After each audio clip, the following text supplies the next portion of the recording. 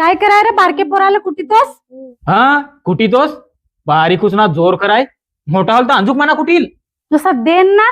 चल बाबू मामाचे याचा नुसता सीन ना सीन पाहता हूँ काय करत आहे तो. मला असं वाटत होता का मी लगीन करीन तर सुखात राहीन, माझा संसार सुखाचा राहील. पण मी बारीकच होतो ना, लगीन केला ना, मी वाट लावली. मी साला शिकतो ते चांगली नोकरी भेटती तर मी चांगले पैसे कमावतो ना. पैसे माझ्याकडे येतं तर बायकोला खुशीत ठेवतो, पोरांना खुशीत ठेवतो, आसपासना खुशीत ठेवतो. पण मी लगीन करून वाट लावली.